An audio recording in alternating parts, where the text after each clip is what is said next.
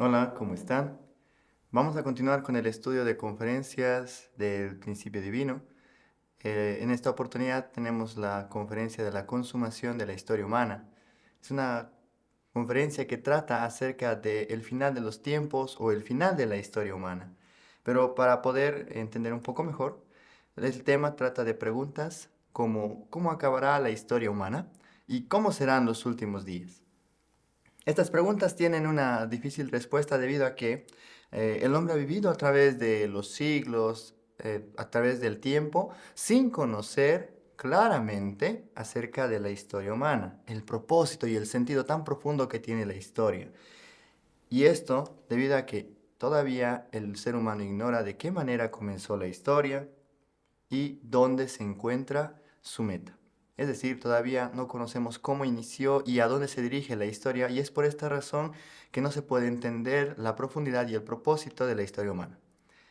La Biblia menciona acerca de los últimos días, la Biblia menciona acerca de este periodo del fin de la historia de la siguiente manera.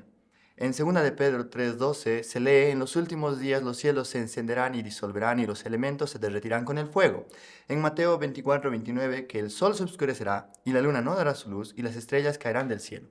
En Tesalonicenses 4, del 16 al 17, a la llamada del arcángel y sonido de la trompeta de Dios, los muertos en Cristo resucitarán primero, y aquellos que vivan y los que queden serán arrebatados junto con ellos en las nubes para encontrarse con el Señor en el aire. Estos son versículos bíblicos que hablan acerca de los acontecimientos de los últimos días. Y cuando nosotros tratamos de entender entonces acerca del significado de los últimos días, podemos llegar a entender esto de forma literal, como hasta ahora la tradición cristiana ha explicado, o vamos a poder entender que estos son símbolos, simbologías que utiliza la Biblia para expresar claramente la profundidad de este tiempo providencial, como son los últimos días. Entonces, para resolver este problema definitivamente, debemos primero contestar a ciertas cuestiones referentes al propósito de Dios. ¿Cuál era la meta original de Dios por el cual creó a todas las cosas? También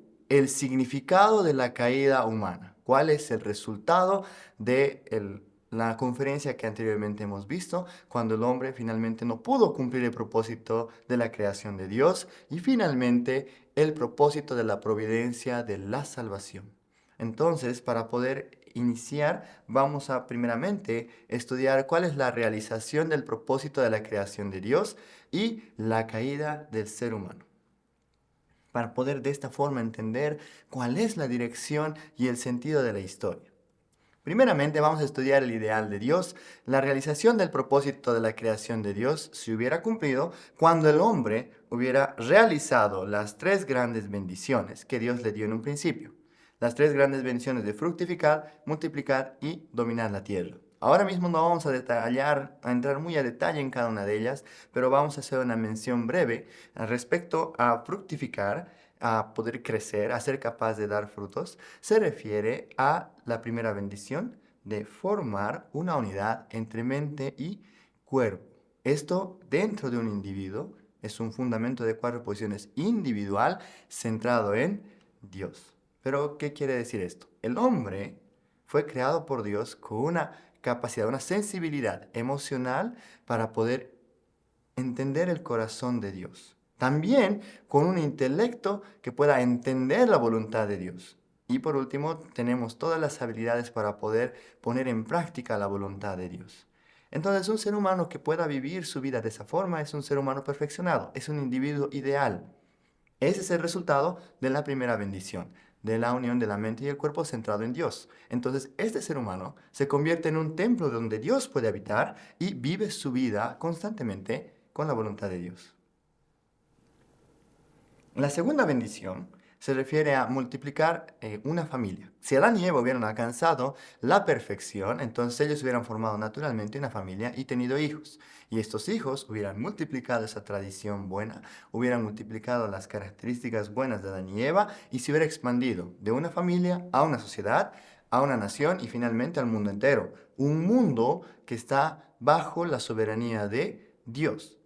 Y Por último, la tercera bendición de dominar toda la tierra es también realizar un fundamento de 4 posiciones, pero con todas las cosas de la creación. Es decir, el hombre con su capacidad interna y externa de dominar todas las cosas de la creación, internamente con el corazón y externamente a través de la ciencia.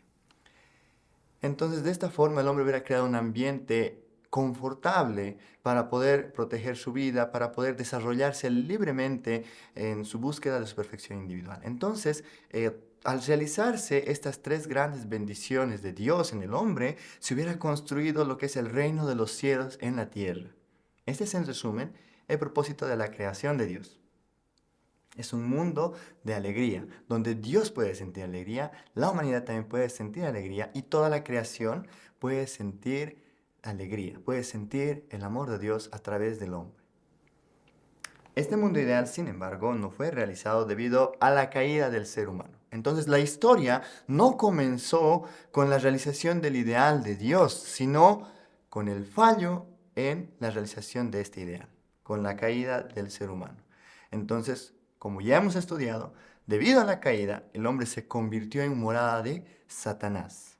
Eso quiere decir que formó un solo cuerpo con Satanás y adquirió su naturaleza caída. Refleja las características de Satanás. Entonces, estos hombres caídos se multiplicaron formando familias, sociedades, naciones y un mundo malo bajo la soberanía de Satanás. En este mundo malo, donde los hombres no pueden sentir el corazón de Dios, tampoco pueden sentir el daño que hacen a los demás, a su prójimo, entonces esa es la realidad en la que nosotros vivimos.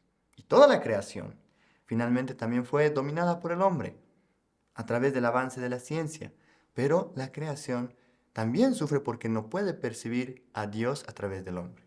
Por lo tanto, toda la creación también quedó bajo el dominio de Satanás. Y es por eso que en la Biblia se menciona pasajes bíblicos como que Satanás está en la posición de príncipe de este mundo o el Dios de este mundo. Entonces podemos entender que todo el ideal de Dios finalmente quedó revertido, quedó invertido y se construyó el infierno en la tierra. Esto es entonces el resultado que tenemos después de la caída humana. Los seres humanos que viven en el infierno en la tierra pasan al infierno en el mundo espiritual después de dejar sus cuerpos físicos. Los seres humanos entonces en total establecieron la soberanía de Satanás en lugar de la soberanía de Dios. Esta es la realidad que nosotros vivimos. De esta forma comenzó la historia y ha seguido hasta el día de hoy. Entonces, como ya hemos visto, ambos puntos, tanto el propósito original por el cual Dios creó y el resultado de la caída humana que fue completamente lo opuesto al ideal original de Dios, el infierno en la tierra es completamente opuesto al reino de los cielos en la tierra, entonces ahora vamos a poder entender que Dios va a guiar la historia con la intención de poder restaurar al hombre. Por eso vamos a estudiar la providencia de la salvación. Vamos a entender primeramente que la providencia de la salvación es la providencia de la restauración. Cuando nosotros leemos la Biblia podemos encontrar el versículo de Génesis 6:6 cuando Dios dice, se arrepintió de haber hecho al hombre en la tierra y le dolió mucho su corazón. Dios mismo siente dolor por la realidad en la que vive el hombre. El hombre mismo no encuentra felicidad y toda la creación gime a una con dolores de parto, como menciona también las Escrituras. Entonces, esta es una realidad, es un mundo donde ni Dios siente felicidad, ni el hombre es feliz, ni toda la creación puede sentir felicidad. Entonces, el mundo del bien original que Dios creó como un objeto de alegría, se convirtió en un mundo de tristeza debido a la caída. Si continuara eternamente, Dios entonces terminaría siendo un Dios fracasado e incapaz. Pero nosotros entendemos que Dios no es ese tipo de Dios. Dios es, como menciona Isaías 46:11, tal como lo he dicho, así lo haré. Entonces Dios tiene una voluntad absoluta y el ideal que Él soñó construir en un principio sigue siendo el mismo ideal que Él mantiene en su corazón y con el que dirige la historia para transformar este mundo de tristeza y lleno de pecado al mundo original del bien. Por lo tanto, la salvación que Dios quiere dar al hombre es restaurar el mundo caído al mundo original. Por tanto, Dios no es de ninguna manera un Dios incapaz. Dios salvará este mundo de pecado por todos los medios. ¿En qué medida Dios salvará a este mundo? ¿En qué medida Dios va a ayudar al hombre? No va a mejorar solamente condiciones de la vida del hombre, las condiciones del universo. Dios piensa en una salvación total. Entonces, la providencia de la salvación es eliminar el poder de Satanás completamente, restaurar al hombre hacia la posición antes de la caída, cumplir el propósito de la creación y finalmente devolver al hombre al dominio directo de Dios. Con esto podemos entender un punto muy importante. La salvación es lo mismo que la restauración, lo que significa volver al estado original. Vamos a comparar, hacer una analogía. Cuando decimos salvar a una persona que está en peligro, por ejemplo, una persona que está ahogándose, para salvar a esta persona tengo que devolverla a la situación original que gozaba antes de haber caído al agua. Entonces, la restauración, salvar al hombre, también quiere decir sacar al hombre de el mundo de pecado, liberar al hombre del pecado y llevarlo a la posición que tenía antes de la caída. Entonces podemos ver, podemos entender que volver al estado original se refiere a que Dios va a trabajar para restaurar el ideal original del reino de los cielos sobre la tierra, a través de cumplir con las tres grandes bendiciones. Entonces vamos a ver pruebas consistentes de que la historia humana es la providencia que Dios ha guiado para poder realizar esta restauración. La historia humana muestra primeramente a través del desarrollo de las esferas culturales una tendencia. Podemos ver que a través de los tiempos se han ido formando diferentes religiones y alrededor de esas religiones esferas culturales en diferentes partes del mundo. Si contamos a través de la historia podemos percibir a una relación de 21 a 26 esferas culturales que se han ido formando en la historia humana. Y la tendencia de estas 21 a 26 es formar esferas mayores. Han sido absorbidas por esferas mayores, permaneciendo ahora 4 esferas culturales. La de Asia Oriental o Extremo Oriente, el hinduismo, el islam y el cristianismo. Entonces, estas grandes esferas culturales resultan de la absorción, la unificación de estas pequeñas esferas culturales. Y estas 4 grandes esferas culturales también muestran una tendencia a la unificación centradas en el cristianismo. El cristianismo entonces tiene ese propósito de alcanzar un mundo unificado. Nosotros vemos entonces esa tendencia de que las esferas culturales están formando una unidad centralizada en el cristianismo. Esto mostrando el mundo original o ideal que Dios planeaba, donde toda la humanidad estuviera centrada en Dios. Y de forma especial, el cristianismo tiene como su misión última la realización del propósito de todas las religiones que han estado dirigiéndose hacia la meta del bien. El cristianismo promueve el bien mayor porque Él nos enseña. A través del cristianismo nosotros podemos vivir una vida en conexión con Dios como nuestro Padre y en conexión con los demás como nuestros hermanos. Entonces, por tener un valor mayor de bondad, entonces las religiones tienden a centralizarse en el cristianismo. Podemos entonces entender ahora la tendencia de las esferas culturales nos muestra que la historia humana está dirigida hacia la restauración de un solo mundo unificado, como era el ideal de Dios. También, en segundo punto, la tendencia común de la religión y la ciencia. Tanto la religión y la ciencia son búsqueda de la verdad que el hombre ha hecho durante la historia, pero ambas representan aspectos del ser humano. La religión, representando el aspecto interno, se puede comprar con la mente del hombre y la ciencia con el cuerpo. Debido a la caída, ha habido una desconexión entre la mente y el cuerpo del ser humano. También la religión y la ciencia han tenido una desconexión a lo largo de la historia, pero la actual tendencia de la religión y la ciencia, que eran para superar nuestra ignorancia, es hacia una unificación. Porque la religión ahora está buscando explicaciones lógicas a todas aquellas doctrinas que se han mantenido a lo largo de la historia. Y la ciencia también está buscando ese propósito invisible, esa causa invisible que es origen de todo el universo. Ambas están empezando a involucrarse en los temas que son propios de cada una de ellas. Entonces podemos ver esa tendencia a la unificación. Entonces, para que esto finalmente se concluya en un mundo original de la creación, donde el hombre hubiera desarrollado tanto la religión y la ciencia como un solo tema unificado. La historia humana entonces está siguiendo el curso providencial de la restauración hacia el mundo original de la creación.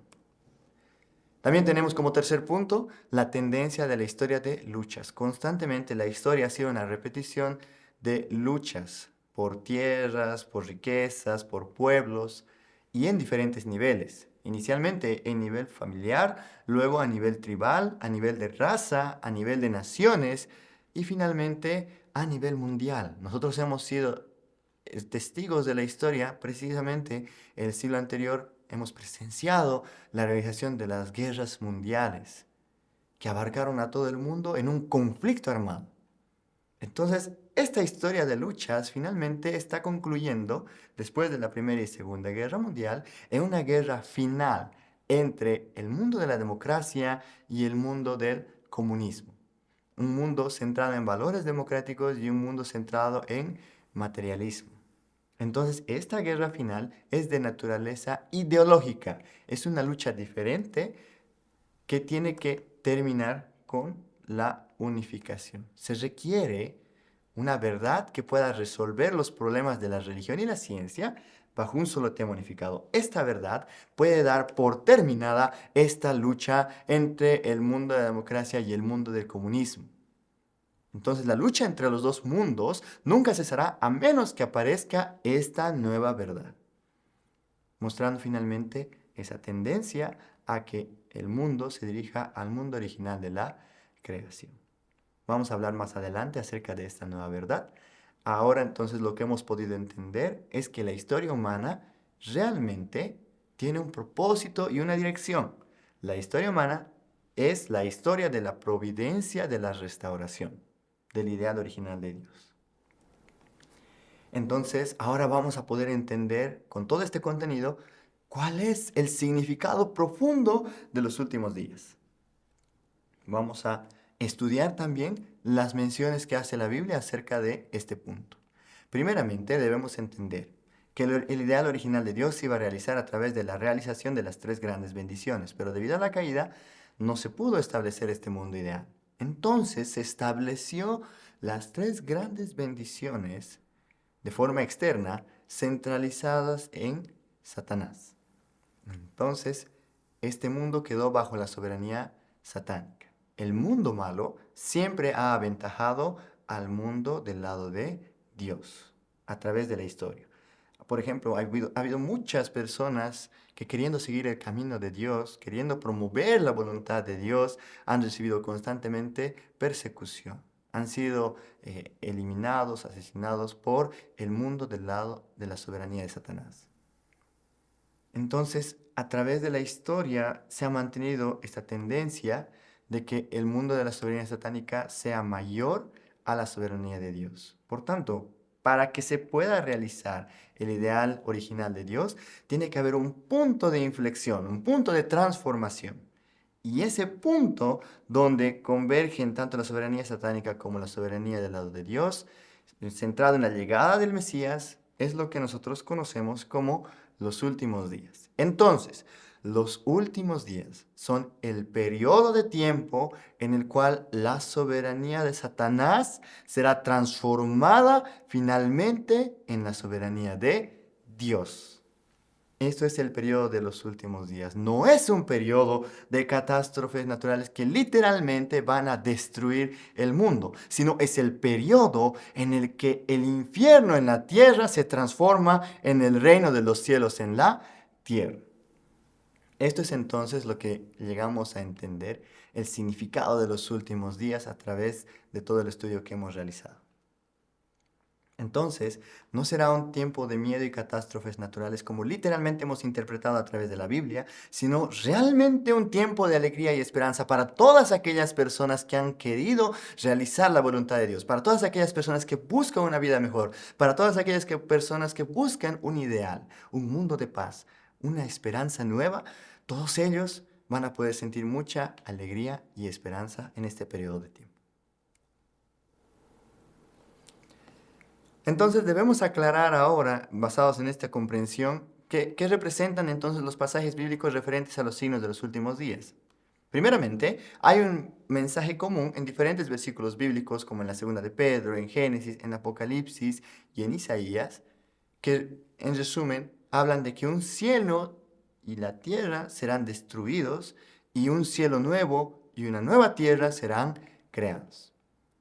Entonces, esta expresión que comúnmente aparece en la Biblia hace referencia a los últimos días. Debemos entender su significado. Vamos a entender que destruir una nación no requiere literalmente destruir todo el terreno y y las personas, sino destruir una nación se refiere también a destruir la soberanía. Cuando hablamos de erigir una nueva nación, también se refiere a establecer una nación de nueva soberanía. Entonces, si desde ese punto de vista llegamos a entender estos versículos bíblicos, destruir el cielo y la tierra no requiere literalmente destruir toda la tierra y todo el universo, sino derribar la soberanía de Satanás que está dominando el cielo y la tierra.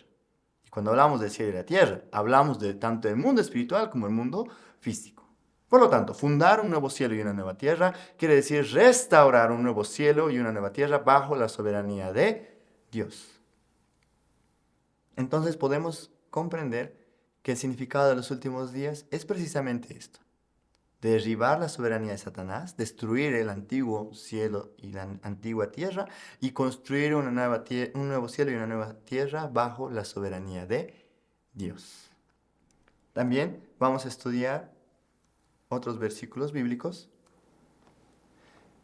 Vamos a leer acerca de este punto en Apocalipsis 22, del 1 al 4. Vi un nuevo cielo y una tierra nueva, porque el primer cielo y la primera tierra pasaron y el mar ya no existía más. Y yo, Juan, vi la santa ciudad, la nueva Jerusalén, descender del cielo de Dios, dispuesta como una esposa ataviada para su marido. Y oí una gran voz del cielo que decía: He aquí el tabernáculo de Dios con los hombres, y Él morará con ellos, y ellos serán su pueblo, y Dios mismo estará con ellos como su Dios. Enjugará Dios toda lágrima de los ojos de ellos, y ya no habrá muerte, ni habrá más llanto, ni clamor, ni dolor, porque las primeras cosas pasaron. Ahora que nosotros entendemos el significado de los últimos días, que es pasar del dominio de la soberanía de Satanás y restaurar el dominio de Dios, podemos darnos cuenta que es un tiempo de mucha esperanza estos versículos bíblicos. Continuando, hay también menciones en diferentes partes de la Biblia de que el cielo y la tierra serán juzgados por el fuego en los últimos días. En la segunda de Pedro 3:12 leemos: En los últimos días los cielos en llamas se disolverán y los elementos abrasados se fundirán. También antes de la llegada de Jesús, en Malaquías 4:1 está profetizado que en los días de Jesús Él vendrá como el Señor del juicio y que juzgará con fuego. También Jesús mismo hizo mención a esto en Lucas 12:49 al decir que venía a traer fuego a la tierra y cuánto ya quisiera que ella esté encendida. Pero Jesús durante su vida no tuvo alguna ocasión en la que literalmente Él utilizó el fuego para juzgar a la gente. Entonces, ¿a qué hace referencia estos versículos bíblicos respecto al juicio del fuego? Cuando nosotros vamos leyendo, indagando un poco más en la Biblia, podemos leer en Santiago 3:6, la lengua es fuego, haciendo mención a que el juicio por el fuego también hace referencia al juicio por la lengua o al juicio por la palabra. Veamos otros versículos bíblicos que hablan acerca de este juicio por la palabra. En Juan 12:48 menciona: quien rechaza a Jesús y no recibe sus palabras, ya tiene juez que le juzgue, y que la palabra que Jesús ha hablado será su juez en los últimos días. También en Tesalonicenses 2:8, el impío se manifestará y el Señor Jesús le matará con el soplo de su boca, con su palabra. En Isaías 11:4, herirá el hombre cruel con la vara de su boca, la lengua, con el soplo de sus labios, la palabra, matará al malvado, haciendo realmente entender que el juicio que Jesús venía a traer no era literalmente por fuego físico, sino por la palabra. Podemos entender que en los últimos días Dios no destruirá el cielo y la tierra por fuego, sino hace referencia a un juicio por la palabra. Y es necesario que el hombre sea juzgado por la palabra, porque al buscar restaurarse, el hombre debe atravesar nuevamente el curso a través de la palabra. Otra profecía que se menciona en la Biblia varias veces es que los muertos resucitarán de sus tumbas, como en Mateo 27:52 se menciona. Vamos a entender acerca de la resurrección de los muertos de sus tumbas leyendo este versículo. Se abrieron los sepulcros y muchos cuerpos de santos difuntos resucitaron y salieron de los sepulcros después de la resurrección de él. Entraron a la ciudad santa y se aparecieron a muchos. Entonces, este versículo nos da a entender que carne descompuesta se levantó y que entró a la ciudad santa en el tiempo de Jesús. Pero si nosotros vamos indagando un poco más, si literalmente resucitó algún santo del Antiguo Testamento, algún santo difunto honrado por los judíos, como Moisés, por ejemplo, si realmente hubiera resucitado, él toda su vida se dedicó a Dios y a la voluntad de Dios. Por lo tanto, él debería haber testificado de Jesús y haber hecho todo su esfuerzo para que el pueblo crea en Jesús. Siendo Moisés quien está dando testimonio de Jesús, todos aquellos seguidores de la ley de Moisés deberían haber creído en Jesús. Pero no tenemos esto en la Biblia. Tampoco tenemos registro acerca de los hechos que realizaron estos santos que han resucitado y salieron de su sepulcro. Y también podemos indagar un poco más si es que ellos, su muerte está registrada, la primera muerte que ellos tuvieron está registrada en la Biblia, en su historia. Después de haber resucitado en el tiempo de Jesús, ¿cuándo volvieron a morir? O cuándo, o si ahora, hasta ahora se siguen manteniendo vivos, la lógica no alcanza a abarcar este tipo de preguntas. Por tanto, no podemos llegar a entender este punto de resucitar de su tumba como algo literal. Debemos entenderlo como una parábola, como un símbolo.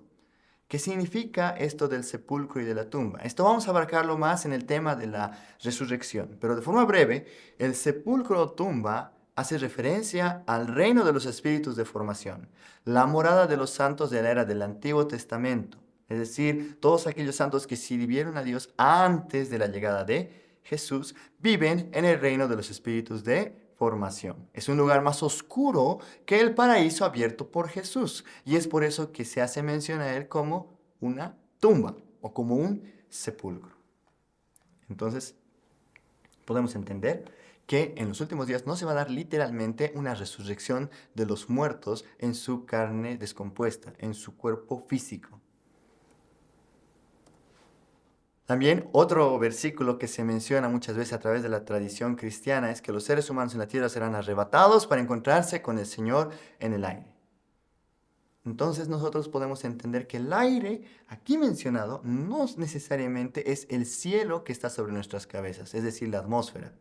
En la Biblia la tierra se utiliza generalmente para poder hacer referencia al mundo caído de la soberanía mala, mientras que cielo se utiliza para poder hablar del mundo sin pecado de la soberanía buena. Podemos entender esto cuando leemos el Padre Nuestro que Jesús enseñó cuando dijo Padre Nuestro que estás en los cielos, cuando Dios es claramente omnipresente. Esta palabra cielos no está haciendo referencia a la atmósfera, está haciendo referencia a la soberanía buena.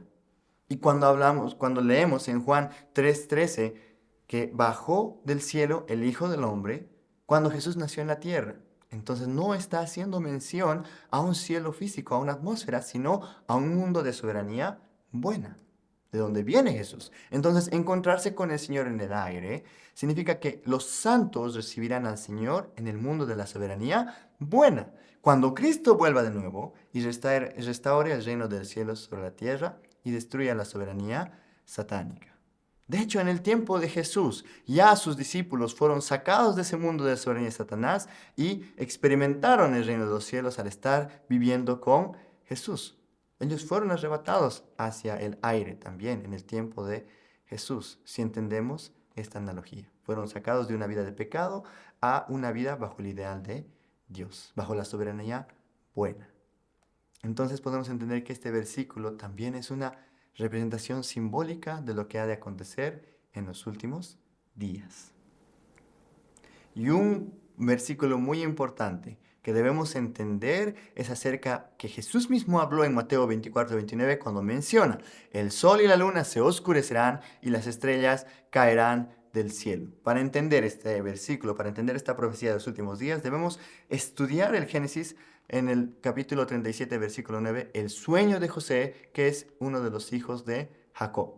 volvió a tener otro sueño y se lo contó a sus hermanos. Díjoles, he tenido otro sueño. Resulta que el sol, la luna y 11 estrellas se inclinaban ante mí. Se lo contó a su padre y a sus hermanos. Y su padre le reprendió y le dijo, ¿qué sueño es ese que has tenido? Es que yo, tu madre y tus hermanos vamos a venir a inclinarnos ante ti hasta el suelo. Cuando en la vida de José más adelante vemos que él llegó a vivir una vida de esclavo en Egipto y finalmente él llegó a ascender a la posición de primer ministro de Egipto y su familia entró en Egipto y ante su autoridad ellos finalmente se inclinaron, podemos entender la correlación de este sueño. Entonces, el sol está representando la posición de padre, la luna la posición de madre y las estrellas la posición de hermanos. En la era del Nuevo Testamento, ya hablando de los últimos días, ¿a qué hace referencia la posición de padre, madre y de hermanos? Es precisamente a Jesús, al Espíritu Santo, que iluminan el camino de los santos, de todos los creyentes del cristianismo, de todos los creyentes de Jesús, los vamos a denominar aquí como santos. Entonces, el sol representa a Jesús, la luna al Espíritu Santo y las estrellas a los creyentes, a los santos. Ahora, volviendo al versículo inicial, ¿a qué se refiere entonces la luz de Jesús, la luz del sol y la luz de la luna? Hacen referencia a la palabra de Jesús. Como leemos en Juan 1:9, Jesús es comparado como la luz verdadera. Él vino como la palabra hecha carne e irradiaba la luz de la verdad. Entonces, también el Espíritu Santo se hace referencia como un espíritu de verdad. Estas dos posiciones de Jesús y el Espíritu Santo son los que están guiando a través de su palabra, de su luz, a los santos. Entonces podemos entender que la luz del sol es las palabras de Jesús y la luz de la luna las palabras del Espíritu Santo. Cuando la profecía menciona que el sol y la luna pierdan su luz, habla acerca entonces de que las palabras del Nuevo Testamento de Jesús y el Espíritu Santo perderán su luz. Pero, ¿qué significa que las palabras de Jesús y del Espíritu Santo pierdan su luz? Cuando nosotros entendemos que en los últimos días es necesario que llegue una nueva verdad, que el Mesías en su regreso tiene que tener una nueva palabra, podemos percibir que las palabras anteriores han concluido su misión y ahora es tiempo de seguir esta nueva palabra, que es de un contenido más elevado. Entonces, que las palabras pierdan su luz es que el periodo de la misión de estas palabras ha concluido con la llegada de la nueva era. Y finalmente, que las estrellas caerán del cielo tienen una connotación muy especial, basados en lo que ahora hemos estudiado. Significa que los creyentes en los últimos días fallarán todos. De igual manera que los líderes en la religión judía, quienes estaban ansiosamente esperando la llegada del Mesías, se perdieron todos al desconocer a Jesús. En el tiempo del Antiguo Testamento, los judíos seguían la ley de Moisés, pero cuando Jesús llegó, Él trajo una nueva verdad para abrir una nueva era, para abrir la era del Nuevo Testamento. Y lo que pasó es que todos aquellos líderes que estaban basados en la palabra del Antiguo Testamento, centrados en esa antigua verdad, juzgaron y finalmente terminaron crucificando a Jesús basados en esa verdad. Completamente no pudieron entender las palabras de Jesús. Se perdieron al desconocer a Jesús. De la misma forma, Jesús está previendo, aquí como podemos ver en Lucas 18:8, cuando el Hijo del Hombre venga, ¿encontrará la fe sobre la tierra? Preguntó Jesús. Y en Mateo 7:23 Jesús dijo que les declararía a cristianos fervientes que son capaces de expulsar demonios y hacer milagros en nombre de Jesús: jamás os conocí, apartaos de mí, agentes de iniquidad.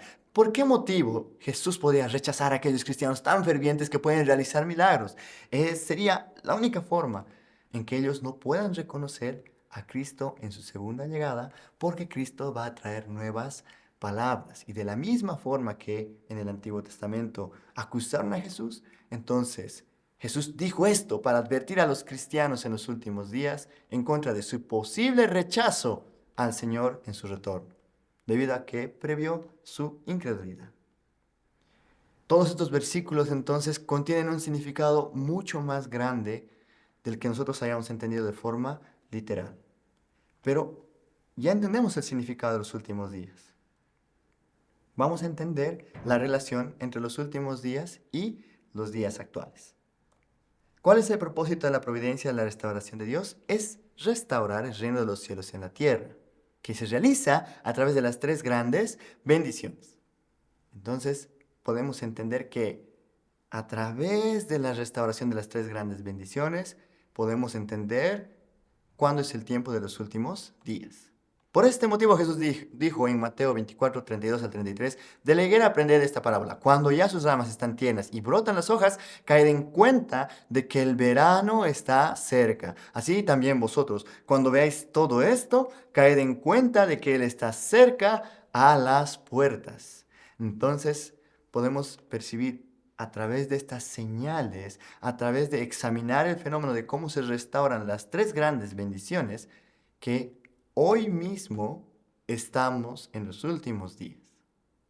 Y vamos a analizar esta afirmación, primeramente, analizando el fenómeno de la restauración de la primera bendición, crecer, llegar a la perfección individual.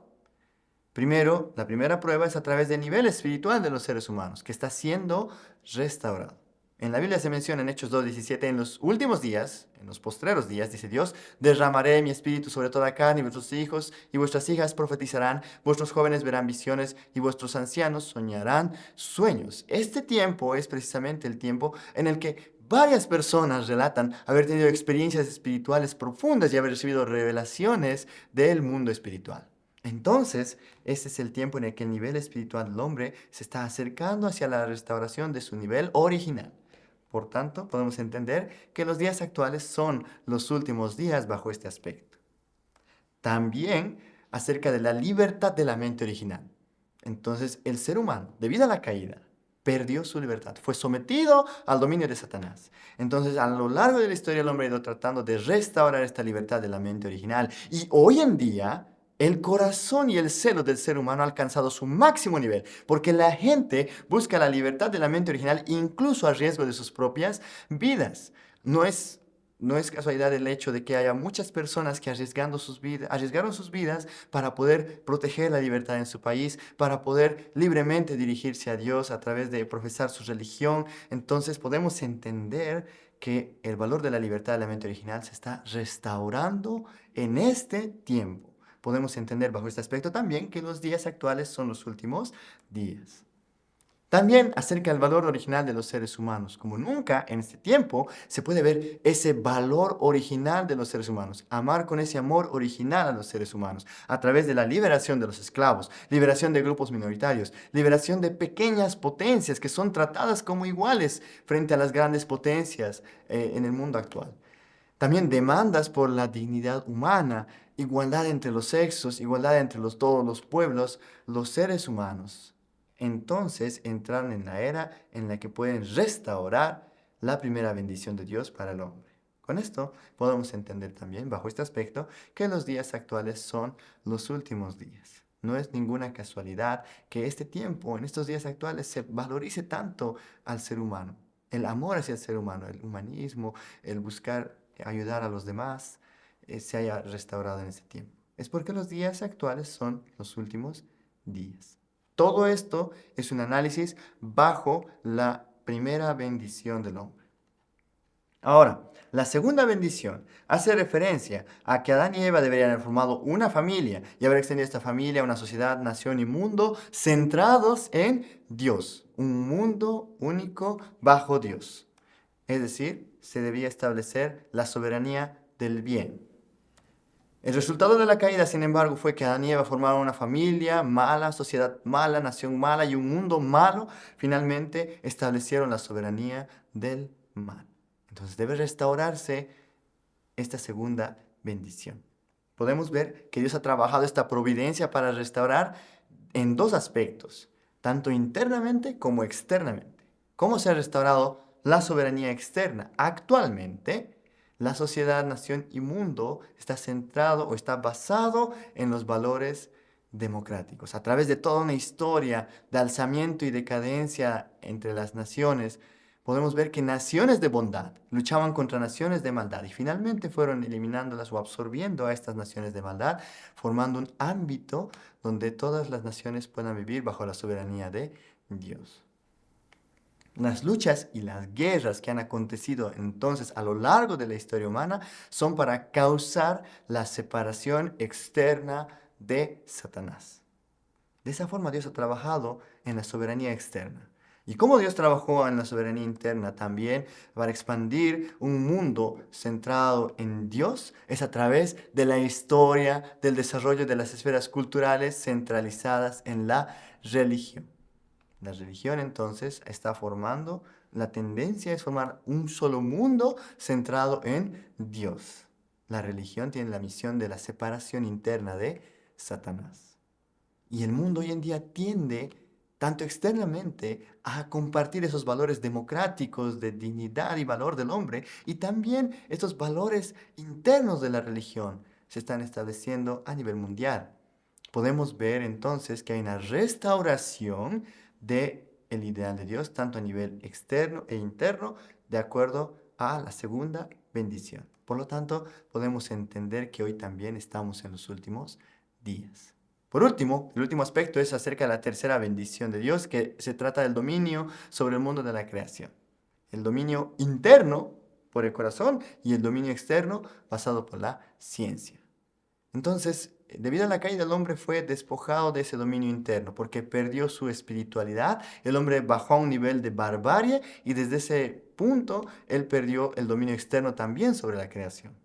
Entonces el hombre a través de la historia, a través de restaurar su espiritualidad, puede desarrollar el más alto grado de desarrollo científico y haber hecho una vida extremadamente confortable. Este era el ideal original también en el tiempo de Adán y Eva. Y actualmente, a través del desarrollo de la ciencia, podemos percibir que claramente se está restaurando el dominio sobre el mundo de la creación, pero no solamente de forma externa, a través de la ciencia, también de forma interna, a través del corazón del hombre, a través del cuidado de la naturaleza y a través de el interés en el bienestar de la naturaleza.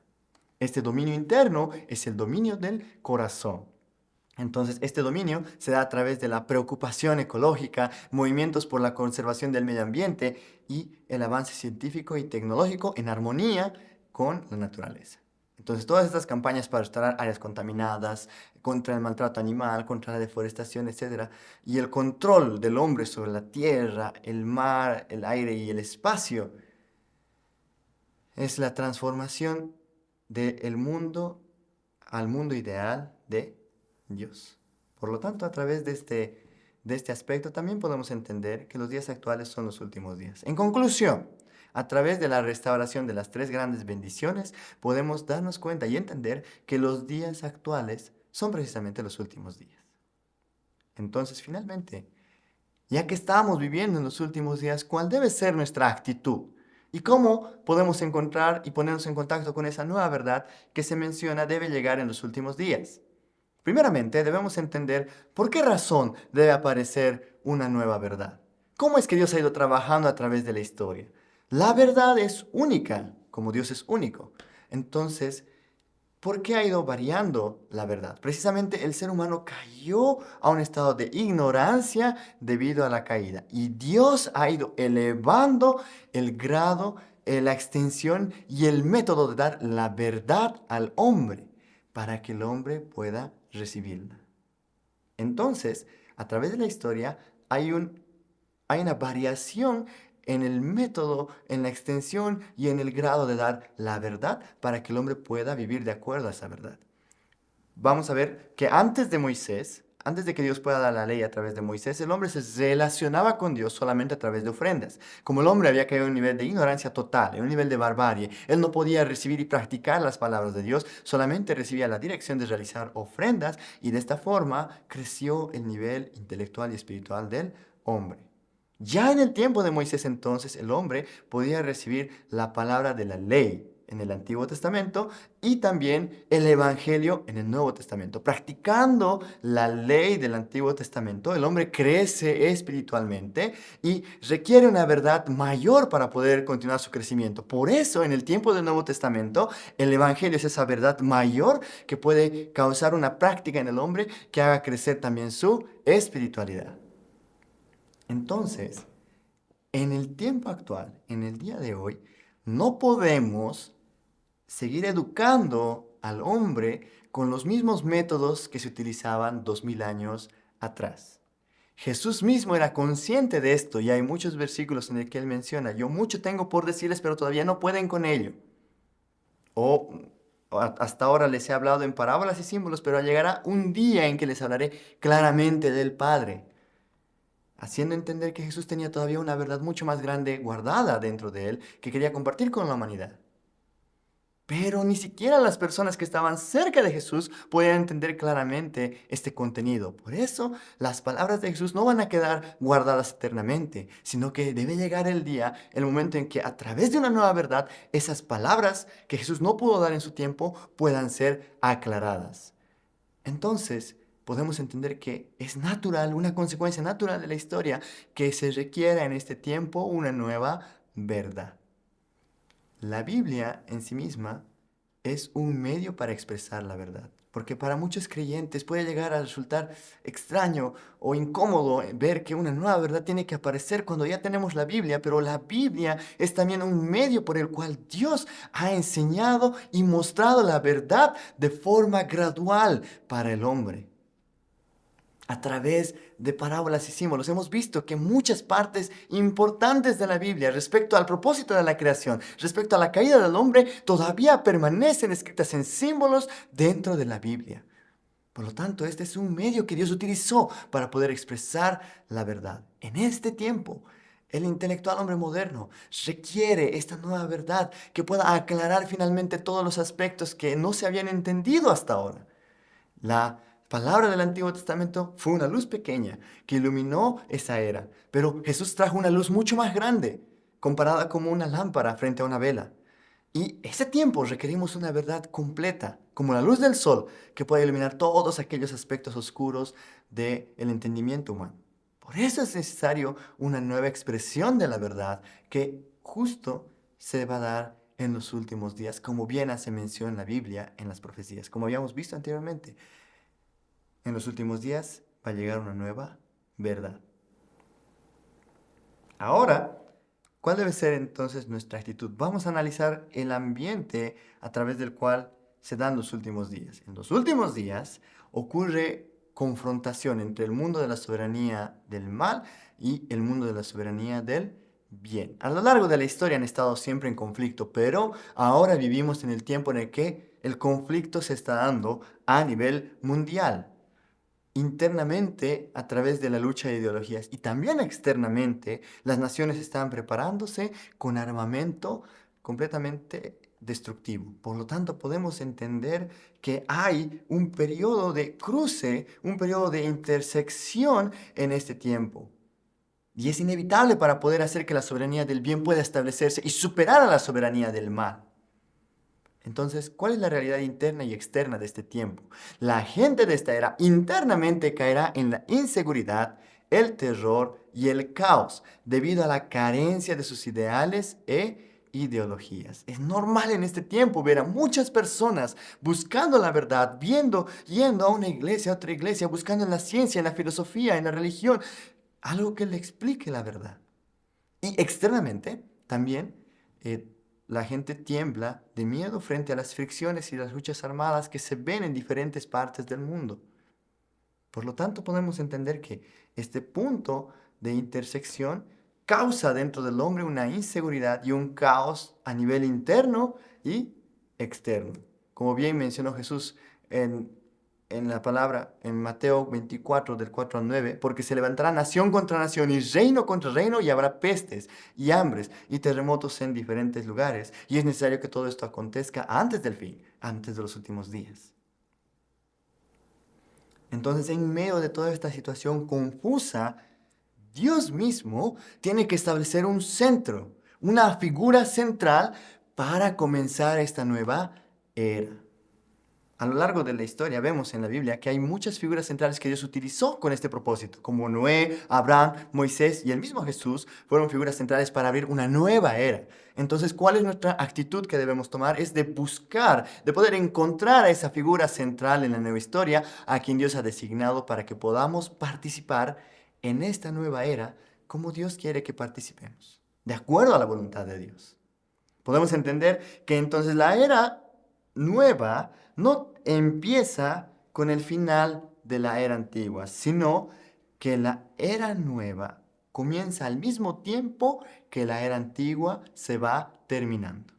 El amanecer de la nueva era se da al mismo tiempo que la era antigua está atardeciendo. Entonces existe un periodo de transición. Ese tiempo de inseguridad que hemos mencionado es ese periodo de transición, donde se está terminando la era antigua y está comenzando la nueva era.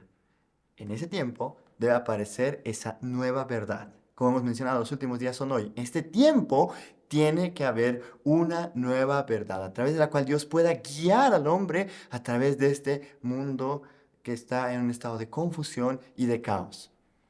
Entonces, esta nueva verdad no va a ser fácilmente comprendida por aquellos que están acostumbrados a la era antigua. Y debemos entender esto, porque ha habido muchos santos que vinieron a hacerse cargo de la providencia de la nueva era, muchos sabios que Dios utilizó para poder abrir una nueva era a través de dar palabra, pero todos fueron víctimas de la era antigua. Fueron acusados y perseguidos por la era anteriormente establecida. Claramente está el ejemplo de Jesús, que estaba viniendo con la misión de poder abrir una nueva era. Cuando leemos en Lucas 5:38, más el vino nuevo en odres nuevos se ha de echar. Podemos entender que Jesús estaba viniendo a traer una palabra para una nueva era. Una nueva palabra para una nueva era. Pero fue perseguido y acusado de hereje por aquellos que estaban apegados y acostumbrados a la era antigua. Y finalmente recibió persecución. De esta forma, ¿no? Jesús fue completamente perseguido, rechazado por el pueblo del Antiguo Testamento, que tenía que haberlo recibido a él como figura central para poder entrar en la nueva era. En el tiempo de la segunda llegada, al final de la era del Nuevo Testamento, el Señor en su segunda llegada debe venir como la figura central para iniciar una nueva providencia. Entonces el Señor de la segunda llegada debe dar una nueva verdad para la construcción de la nueva era. Y por esto es que es muy posible que sea rechazado o perseguido por los cristianos. Jesús vino trayendo la palabra del Nuevo Testamento, una verdad más elevada que el Antiguo Testamento. Y todos los seguidores de la ley mosaica lo persiguieron y lo ridiculizaron, diciendo, por ejemplo, este no echa fuera demonios, sino por Belcebú, príncipe de los demonios. Y primero, es necesario que padezca mucho y sea desechado por esta generación. Estas palabras registradas en Lucas 17:25 es la advertencia que Jesús está dando a la generación actual, a los días de hoy, para que puedan reconocer al Señor en su segunda llegada y no lo rechacen y persigan como en el tiempo de Jesús. Entonces, en este periodo de transición, todos aquellos que estén tenazmente ligados a las circunstancias de la era antigua, al entendimiento de la era antigua, y estén confortablemente acomodados en la era antigua, serán también juzgados junto con la era antigua. Los seres humanos caídos, lamentablemente, tenemos muy deteriorada nuestra sensibilidad hacia las cosas espirituales.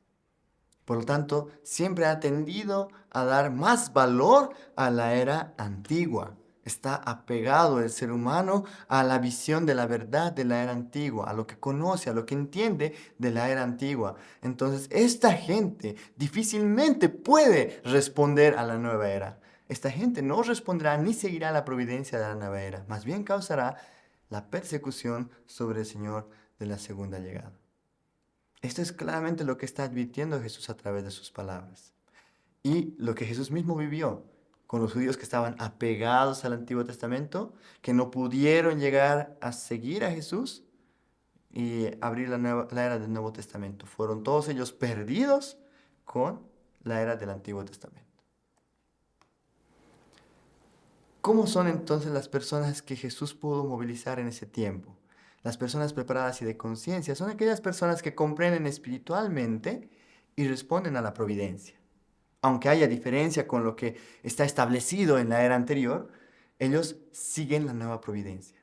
Podemos dar el ejemplo de los discípulos de Jesús que no estaban apegados a las palabras del Antiguo Testamento, sino que sentían espiritualmente en su corazón que estaban viviendo una nueva era. Y cuando escucharon las palabras de Jesús, claramente siguieron y entendieron que esta era la figura central que les iba a guiar a entender la voluntad de Dios. En los últimos días, entonces, estas personas preparadas, antes de encontrarse con la nueva verdad, como sienten vagamente las cosas espirituales, sienten viven un tiempo de extrema ansiedad y urgencia espiritual, buscando y buscando como agua en un desierto aquella verdad que pueda consolar su corazón.